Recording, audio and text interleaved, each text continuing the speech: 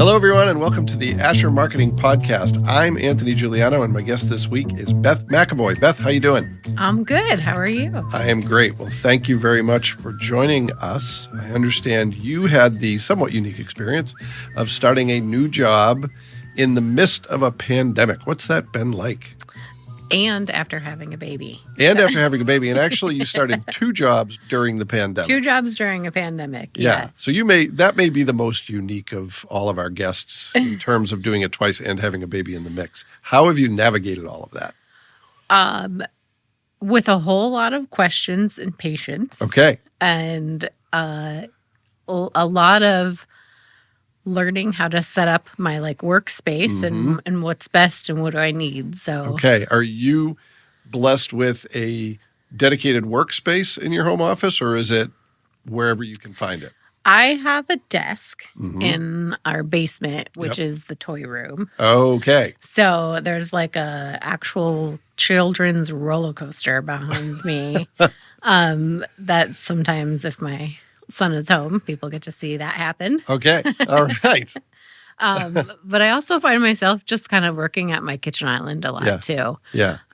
Especially this winter, since it's been cold. You need some light. Yeah. Yeah. So the roller coaster next to the desk, was that intentional? It's it's a compromise. I have to keep an eye on the kids. They'll be entertained. I'll be able to get some work done. Or was it why did I put the desk next to the roller coaster? It was the only space. Okay, got it. I have this one corner of the basement. That's about it. All right. Well, thank you for allowing me to say a sentence I've never said before in my life. Why did you put the desk next to the roller coaster? Right. Okay.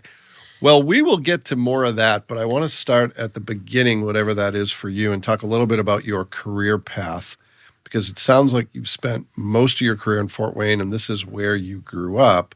But tell me, when did you start thinking about careers? What was first on your mind as a career path? Did you follow that? Did you divert from that? And why did you go in that direction?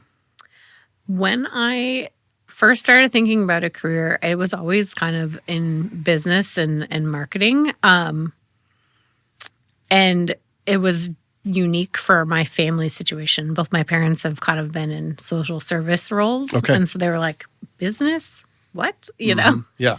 You just want to help people. But then I ended up doing a little bit of that as well in my career path. But I I became interested in the advertising angle of things.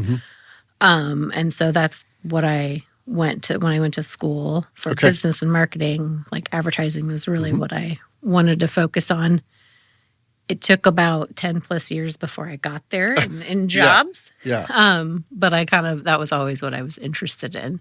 So I went to IU in Bloomington and was in the business school there. Okay. Marketing. So what was interesting to you about the advertising world? Anything you can put your finger on? The ideas of how do people think of the ideas, which is funny because I'm not necessarily the creative person when it comes to what I've done with marketing. But that process is always interesting to me. And as I've gone through the marketing career, the kind of the approach to communicating with people and all of the components that will go into it, I just always think why did they think of that? Or how did they think of that? And then also thinking about the opportunity to speak to different audiences, represent different audiences, has really been something that I've gravitated towards. So what did you do immediately after college? What were your first couple jobs?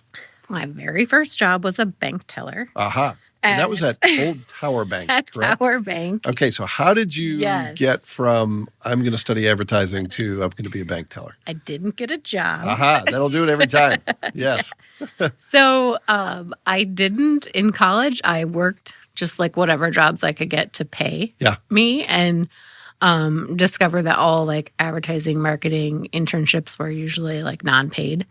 So I couldn't ever do those. Yeah. And then I graduated school in 2003, which was a different economic crisis of Enron, all that kind of stuff. And when I was interviewing for jobs, they were going to people who had been laid off and things like that. So they had a lot more experience. Yep. still in entry-level positions. Yeah. So I needed money, and Yeah. so I started out as a bank teller. Okay. And you did that for about a year, if my memory serves me well, from what I read on your LinkedIn profile. Yeah. So where do you go from there? Then I got into a marketing role. Yep. And I worked at Lincoln Printing. Mm-hmm. And they had a leadership development program for like people out of college, Yeah. kids out of college. And it was really awesome because it was like they were going to train me to do, sales, whatever. It was a really cool role where you got to train in every single department of the entire company. Oh, wow. And I worked hands-on. I even had to join the union Really? to work in the print shop for a while. Okay. And How big of a company was that? there's like 40 some employees. That's pretty unique for a company that size. Yeah. Huh. We were a part of a larger national corporation, though. Okay. So Okay. that training company was nationwide. Got it. And it was really cool then because then you got to go to conferences with like hundreds of other kids in their early 20s. Sure. And it was a ton of fun. So I actually worked, because we were short-staffed, I kind of worked in the bindery longer and, learned how to make 12-month desk calendars. And, then I eventually, I estimated jobs. Like I did everything. And then I eventually went into sales and then sales support for the top rep. Okay. And I swore I would never sell a 12-month desk calendar and make somebody do that. So what was that experience like being in sales? Was it something that you were happy to do but happy to get out of it, or? Never had any intention of being in Yeah. sales in my entire life. Yeah. But I did get to kind of work with the creative marketing folks. And so that was really cool. All of the things that needed produced and printed, that all of the creative marketing people, whether it's a marketing department or a company or marketing agency, I had to work with them on all of that. So that was really neat to see how that process kind of worked. And then this was like the end piece. Mm-hmm. And that was my first job where, like, at the end of the day, you could say that this is what I did all day long. Yeah. Or like, this is what we made. And I really loved that aspect of it. Okay. Not just like I worked on a computer all day Yeah. long, but like there was something to show for it. So you did that for how many years? It was a little over 6, I think. It was a long time. Okay. And where do you go from there? So I really didn't want to be a salesperson. Yeah. And interviewed all kinds of places to get out of that. And I got to hear a lot of, well, you're the print girl. Like you do printing. And so I thought I just needed kind of a clean break. Yeah. And I went to Northwestern Mutual.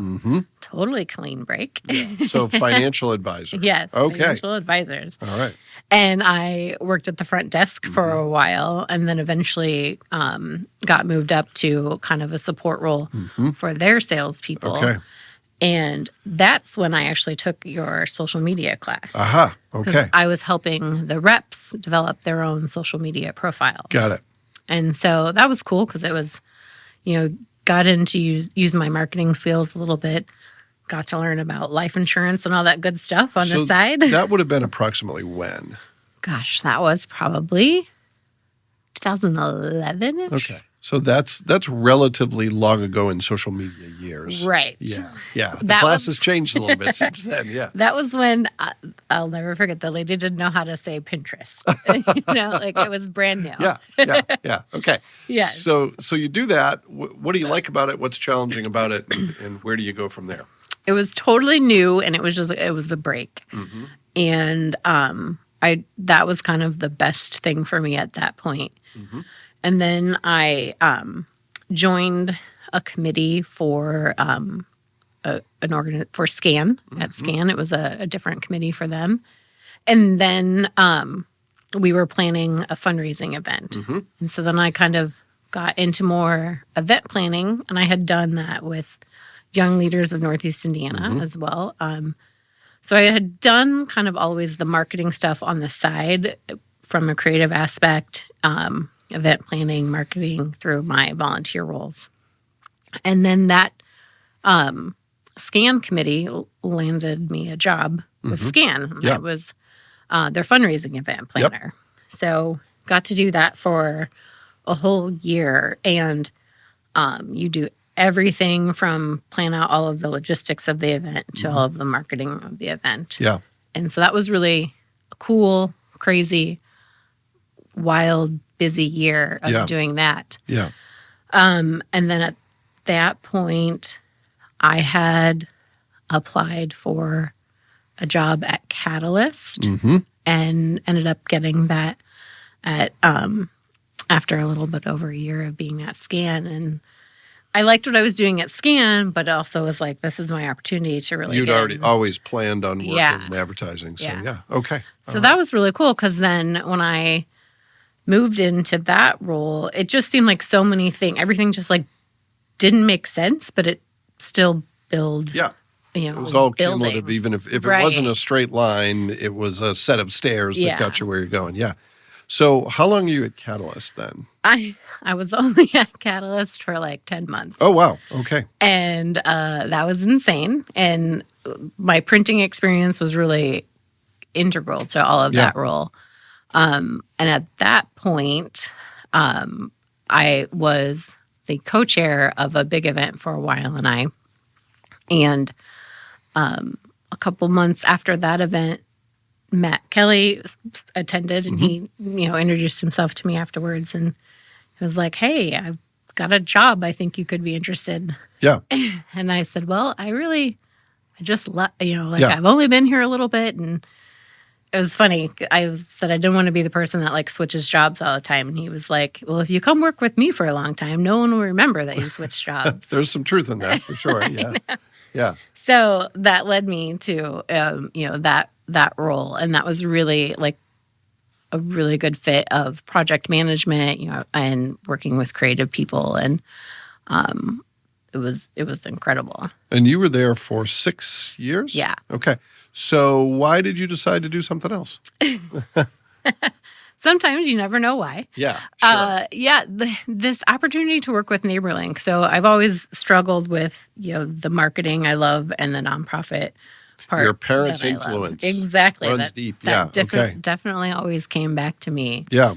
And we had, worked with NeighborLink a little bit at One Lucky Guitar, and I, got to know them as an organization, and they had a role that kind of developed once they heard that I was potentially interested in it, that would kind of combine a lot of my operations experience and really the community development work, which I had totally come to love through everything we did at OLG. Like I got to work on the riverfront projects, just a lot of the cool, fun things that were in the development works of Fort Wayne. And that was where I thought I was going to go with NeighborLink. And that started in April of 2020, as you mentioned. Yes. So pandemic is about as serious as it can get. And you're starting a new job without being in the same building as your coworkers. It was crazy. And when I started that, my husband was still working or not going to work because his job had everybody stay at home. Okay. My kid's daycare was closed. So for the first 2 weeks of this new job where I don't know anybody and I have to figure out how to completely work remotely for the first time ever, they were both home all day long. Wow. Okay. It was just crazy. Yeah. I remember Andrew dropped off a computer at my, porch and a monitor and was like, "Don't come close. Let's just say hi. Yeah. Here's figure it out." Yeah. And also it was a, operations role that didn't exist before. So I was not only not near anybody, I was making the job up as I was going and trying to figure that out. Yeah. Yeah. And Andrew actually left NeighborLink. When did that happen? Was that later in it was later in 2020? So he announced it in January of 2021. Okay. All right. Okay. And so with his, with kind of the leadership change, some of the long-term plans of what my role was going to be wasn't really sure that was going to happen. Sure. And the organization, is kind of doing just a little bit different of the direction that they're going from some of the extra stuff that we were potentially going to get into, the regular mission hasn't changed. Got it. But so that kind of led me open to, am I going to stay here forever, or should I start looking for something different? Sure. And my friends at OLG sent me the job for I&M. I&M was actually my client at One Lucky Guitar. Okay. And so my friend that was working with them after I left was like, hey, look at this job. Yeah. And that was, I think she sent me that job description like day 8 after having a kid. And I hadn't slept, and I was like, okay, what? Yeah. And then all of a sudden I realized, oh no, it's closing, like the opportunity. Yeah. So I remember kind of filling out my application and hoping that it was coherent. Yeah. But really glad that I knew who my supervisor was, because she was my client before. Sure. So I ended up, being able to talk to her and be like, this is what's going on with my life right now. And she said, well, it works out because we're kind of moving slow in the process. And I ended up being in the hospital twice after having a baby, and calling her from the emergency room like, I can't make our interview. Wow. Can we? Oh, geez. So the whole thing has been just a wild ride. Yeah. Jeez. So you start your second new job during the pandemic at I&M. So tell it I assume most people are familiar with I&M, but for those who may not be, what is I&M and what is your role? Yeah. So Indiana Michigan Power, part of American Electric Power, is the electric utility for a big portion of Northeast Indiana, down to Muncie, Marion, South Bend, and a little bit of Southwest Michigan. So people are thinking like, well, you don't get to pick your utility company for electricity. Why do you market? Yeah. So I am a utilities marketing specialist is my name, my job title. And while we don't need to market you to say, pick us, there are a lot of other communication related messages that we get out to customers. Yep. Some of them are things that are around regulatory messages, around, rates and different things that are happening from the Utilities Commission that we have to let clients or customers know about. Also, there's just a whole lot of like information that we can get out to people. But a huge thing that we market is energy saving. So different ways to save energy. And then you think, well, like, why would the company want you to spend less on your electric bill? Telling people to consume less of the product you sell. Yes. Yeah. Number one means we're good stewards of the environment. Yep. And also there is the electric grid, and just constantly monitoring it and making sure that we have enough enough electrical power to go around to people.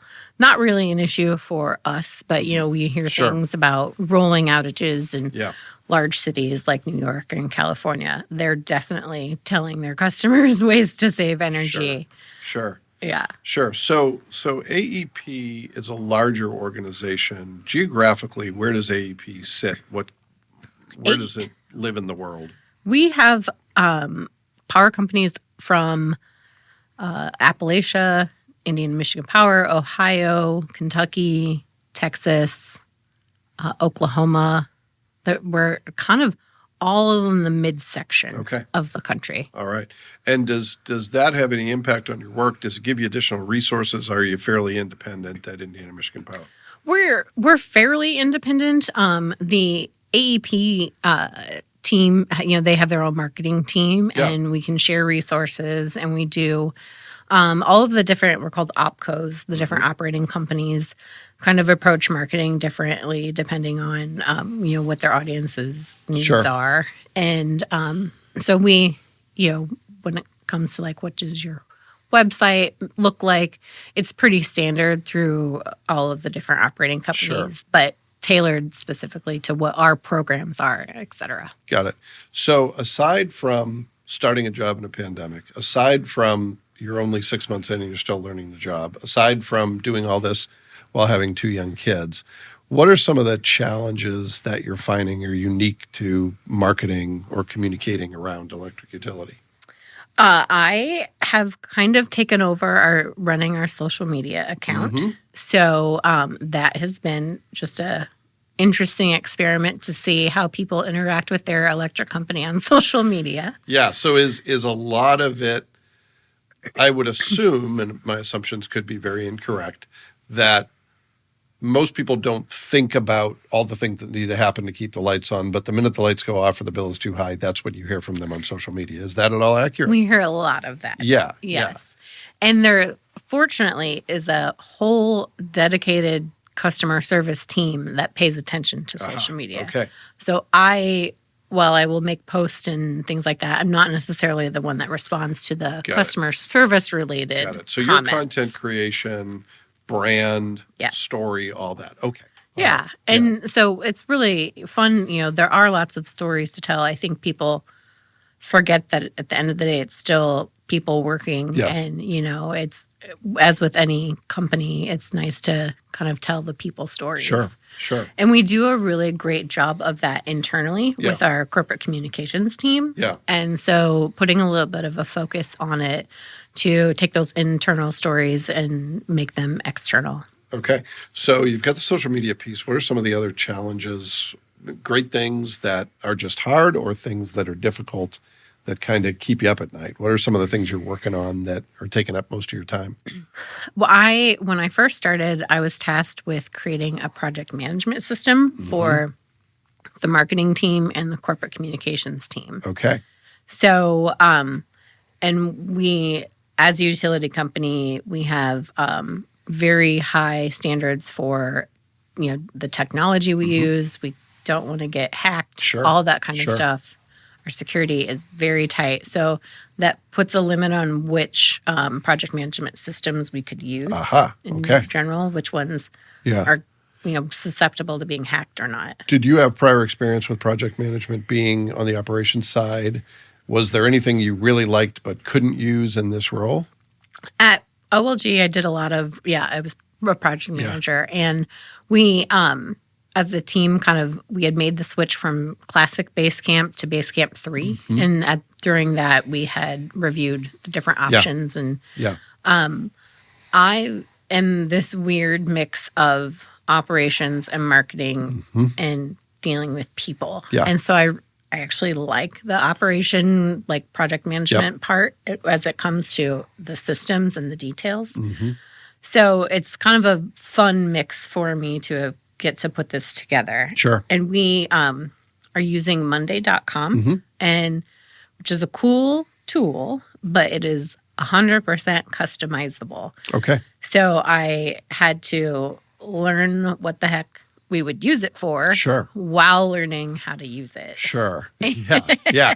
And this is specifically for communication and marketing projects. This is unique to your user group. Okay. Yeah. And so this isn't like projects, we need to put up new utility poles. This is just telling the story, interacting with customers. Right. Okay. And keeping track of how many external communication things do we need, internal communication things, setting up for each of our different energy efficiency programs, adding in our, whole calendar for the year of. Got it. In April, we're doing this. In March, we're doing this. And got it. Putting it all in one spot, which didn't previously exist. So you're still learning Monday.com, and your team is learning it. That's probably taken up a ton of time, I would assume. Yes. And I am a AP consumer. So smart meters were a big thing recently, a big communication effort? Yes. My supervisor is the smart meter expert. And so she's still kind of managing all of that. Okay. But there are so many communication pieces that go out around individuals getting a smart meter. Yeah. And over the past year, we have hit so many roadblocks with supply chain issues for the pieces to make smart meters. So last month in January, we had a schedule of how many smart meters we needed to install or plan to install. There were 6 left over. Wow. Because Wow. there aren't a whole lot Wow. extras at Yeah. this point. So that communication is definitely changing rapidly. Yeah. And so we're constantly updating people as to, it's a learning curve too of what is this thing? What are you going to do? Why do I need it? And so there's a lot of education around that. And probably the occasionally, you're spying on my home. Yes. In More than 2022. occasional. Yeah. Well, I'm sorry to hear that it's more than occasional. I was hoping on your behalf that it would be outliers, but No, it's definitely, it's definitely interesting when you have that. I actually was looking at a thread on Nextdoor, and someone started saying, my bill has done nothing but gone up ever since I got a smart meter, and you're charging more. And it was the first time really that I saw regular other customers that were like, no, it doesn't. Mine has gone down. So the crowd policed itself a little bit. So much. Yeah. And even one person chimed in that said, the rates are set by the Indiana Regulatory Commission. Like the I&M doesn't change your rate. And I was like, oh my gosh, this is amazing. And that next door user's name was Beth McAvoy. I know. I was like, I need to go see if this guy works for us. Yeah. Because I feel like he knows too much. Yeah. Well, that's at least a little bit of relief. So you have the project management software onboarding, you have smart meters. What are some other things that are taking up your time and your mental space and all those good things? I don't do anything with the corporate communication side as far as, reaching the media and things like that, but I'm really like into learning about all of it. And because it's different, they have to, pitch stories, see what people are interested in. And I think it's just interesting to see what gets picked up. We put out a news release, and what does that look like? And it's a slow news day. They're running the energy efficiency tips again, and or they want somebody to come talk to them about this, that, and the other, and how that plays out throughout the different territories is interesting too. Yeah, you're right. A lot of it is timing, and in this market, there's a good contingent of folks who've been consistently in the market, but there's a lot of turnover. Right. And once you build a relationship, that could disappear, and then you get to start over and build it again from the ground up.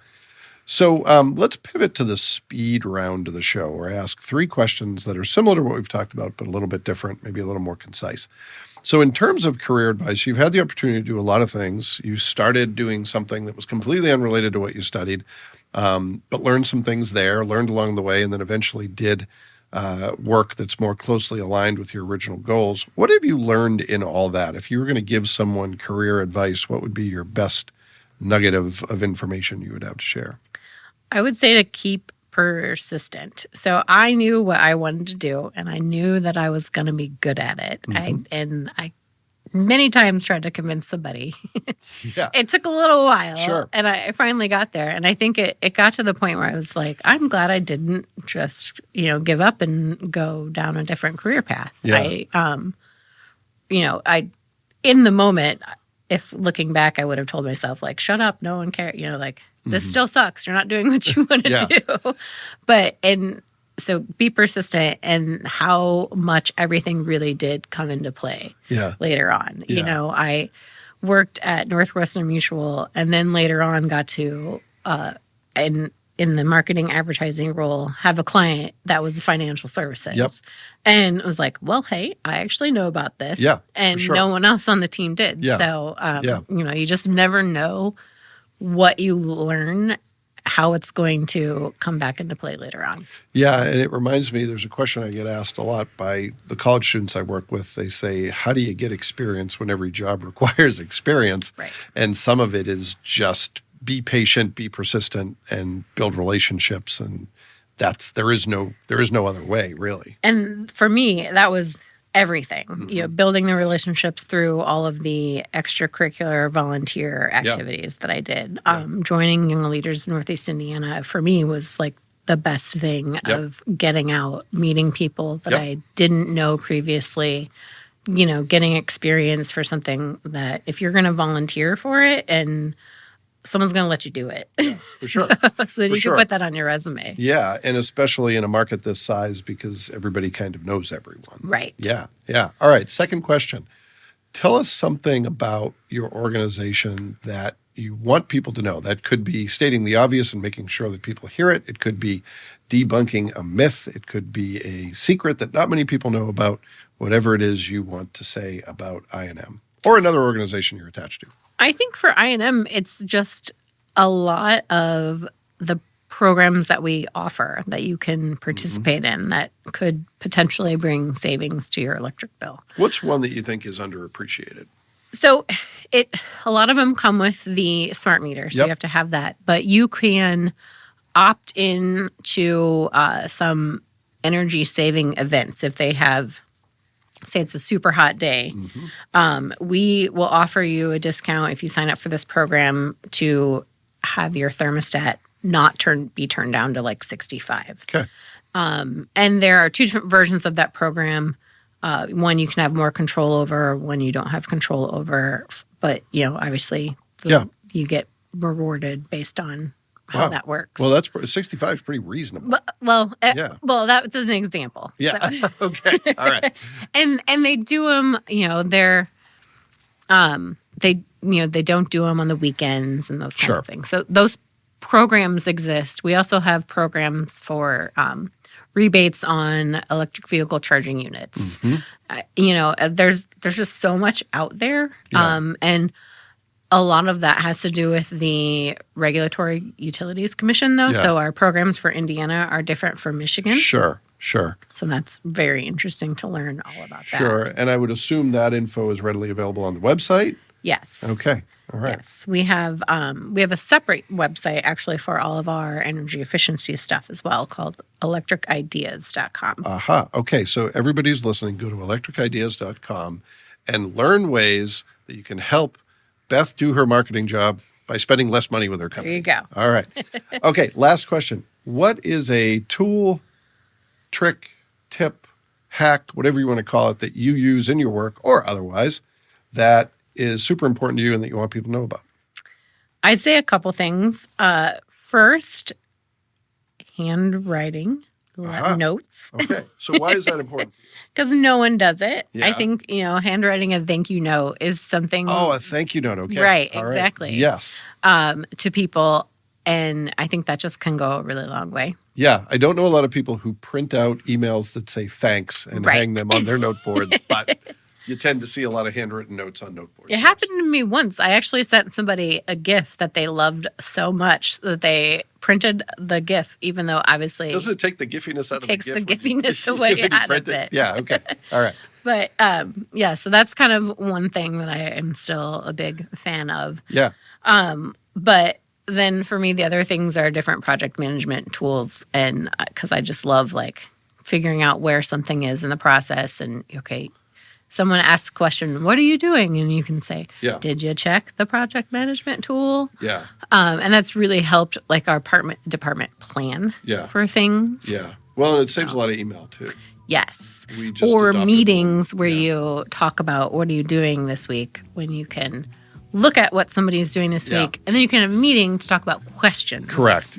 You can debate ideas instead of catching everyone up on the stuff that's otherwise readily available. Yeah. Okay. And you have experience with multiple of them. You landed on Monday because it's customizable. Is that true? Monday was the least, I think, hackable. Got it. Well, there's something to be said for that. So the most secure. Yeah. All right. Well, great advice all the way around. So thanks for that, Beth. And thanks to everyone who took the opportunity to listen to this week's episode. We'll be back next week with another great guest, and we hope you'll join us then.